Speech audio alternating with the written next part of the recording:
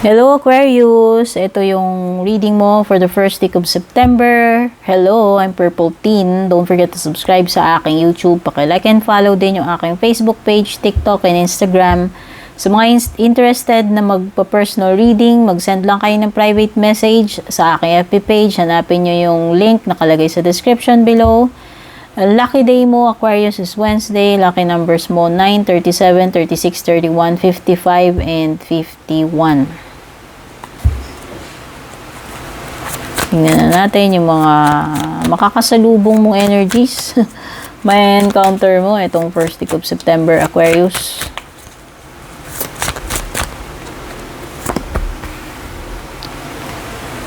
Oh, meron ka ditong Empress.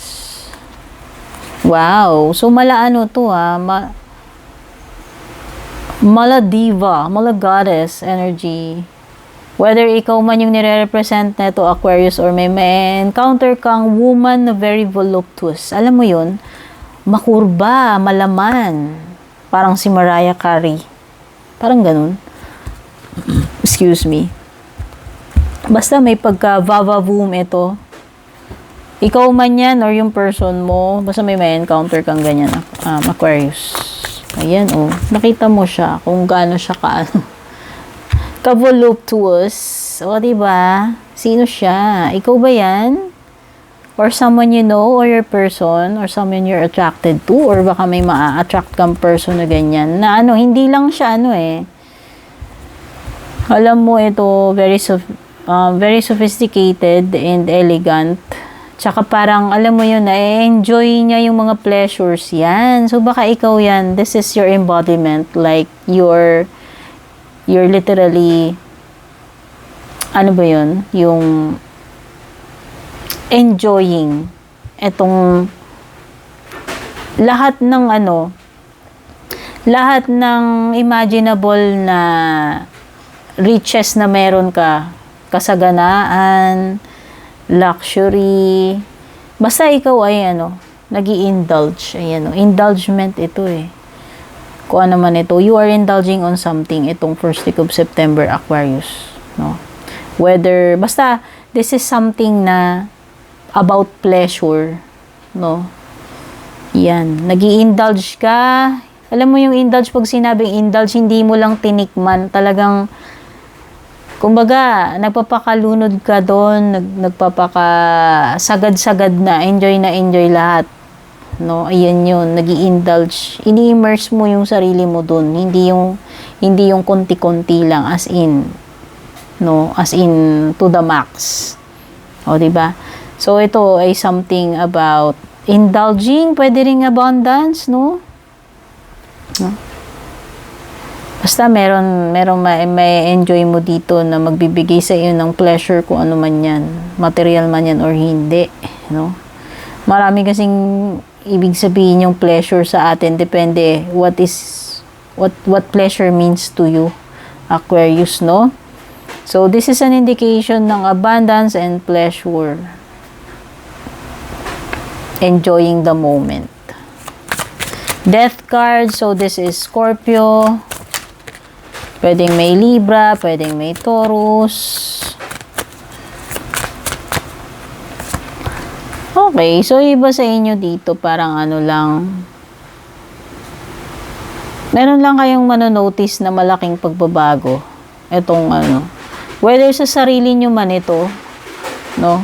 Nire-reinvent mo ba yung sarili mo, Aquarius? Meron ka bang binabago sa sarili mo? Or kung hindi ito about yourself, basta merong may transformation na mangyayari sa'yo, whether sa sarili mo man yan o hindi, galing, okay?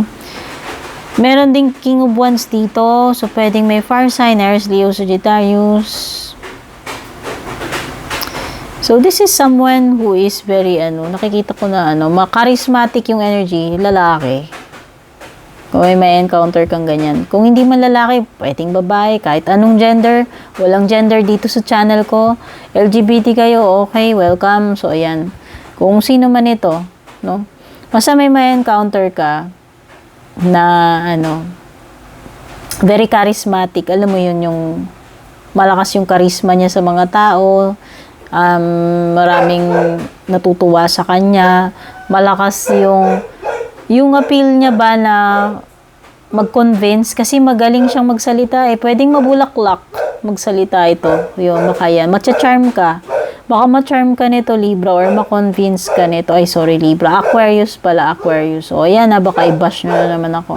Aquarius, Aquarius, Aquarius, Aquarius, Aquarius, not Libra. Correction. I'm sorry. No? Yan. Okay? So, pwedeng masasales talk ka nito, makukonvince ka niya, o madadaan ka niya dun sa kanyang mabulaklak na pananalita. O, may impress ka, yan, for sure, may impress ka. Okay? Meron ding water sign energy, Aquarius.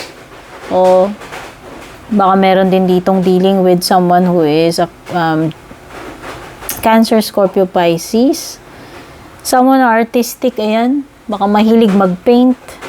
Someone na yung grounded or in tune with nature, no?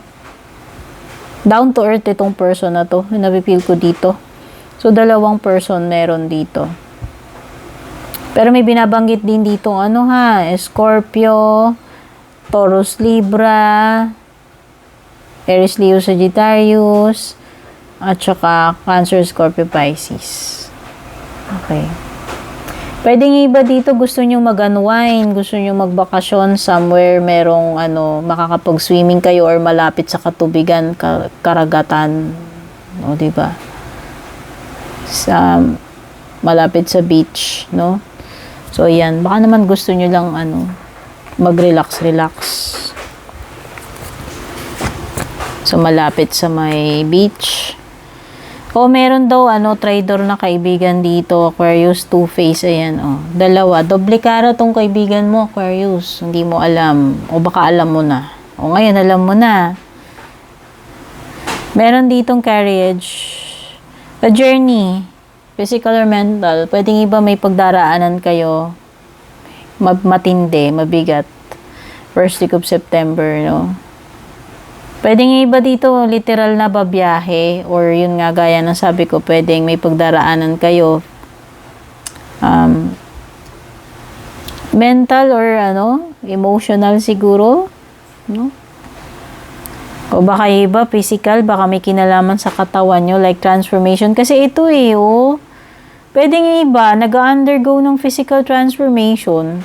Baka naman yung iba, nagpa-augment kayo, or may pwedeng surgery, or may something about sa katawan, no, na parang may changes or hindi ko alam kung may kinalaman ba sa health mo yan. Basta may kinalaman sa physical sa kaanyuan, no. Baka naman yung iba nag-undergo ng dito yung parang tinatransform yung katawan ninyo, nagpapapayat kayo, o nagbi-build kayo ng muscles, no. Hindi ko alam Or yung iba nagpatattoo ng kilay, or ano pa ba yung mga ibang enhancement, nagpatangos ng ilong, or nagpalagay ng braces, basta anything na may i-alter mo yung, o baka nagpagupit, yan, pwede kasi ma-alter pa rin naman yung physical appearance mo. Anything na may kinalaman sa pagbabago ng itsura. Nagpatattoo, yan. Okay. Meron din dragon, beware of self-delusion daw. O, ayan. Baka naman nahihibang ka na daw, Aquarius, about something. Or baka mali na yung mga, sobra na yung mga iniisip mo, imagination na yan. Hindi na realistic. No? Baka mismo ikaw, fino-fool mo na yung sarili mo, Aquarius. Dahil dyan sa mga ini-imagine mo. Baka mali yung, pwede kasing mali yung mga naiisip mo or nai-imagine mo, Aquarius Money will be coming to you daw. So, ito, isa sa pinakamagandang na-receive mo. First week of September, makakatanggap ka ng pera. Tignan na natin yung love life mo, Aquarius.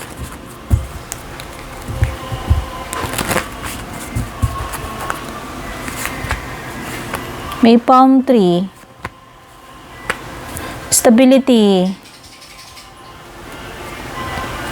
Pwedeng iba naghahanap na kayo ng mas matatag na relationship, Aquarius. Ayaw nyo na dito sa marupok nyong partner o jowa o asawa. So, naghahanap na kayo ng something solid like malalim na commitment, kasalan, kung hindi pa kayo nakakasal, or kahit hindi pa kayo kasal, yung tipong, alam mo yun, naghahanap kayo ng relationship na hindi kayo napaparanoid at alam mo yung secured na relationship. Gusto nyo nang i-secure yung samahan ninyo, pwedeng iba ganun. Gusto nyo nang bakuran yung person na yan. No? So, yan, nakikita ko. Pwedeng yung iba ganun. No?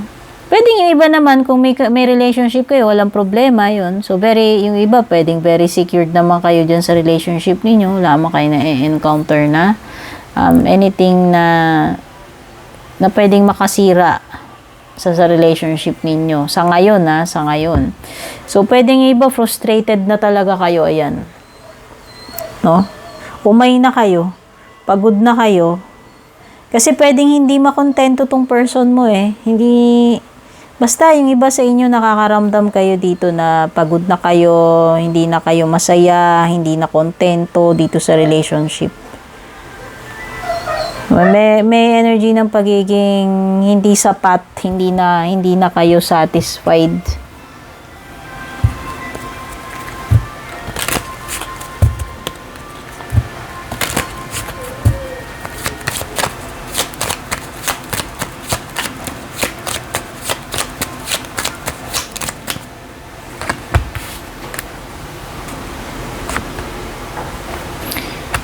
Okay, so merong woman, very strong energy ng babae.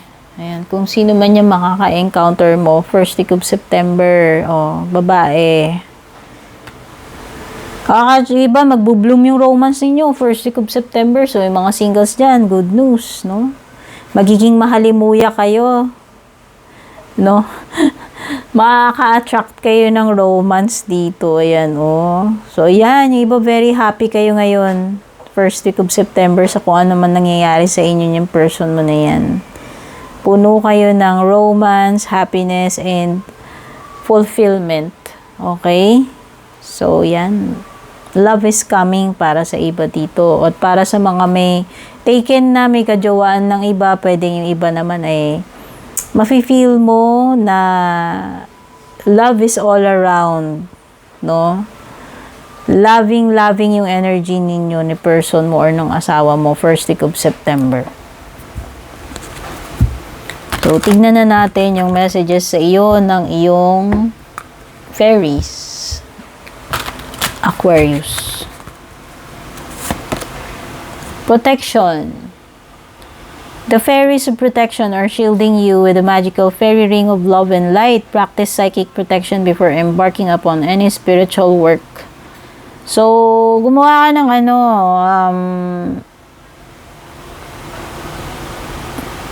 any kind ng protection kung nagme-meditate ka, Aquarius. Lalo na kung gumagawa ka ng mga spiritual work daw.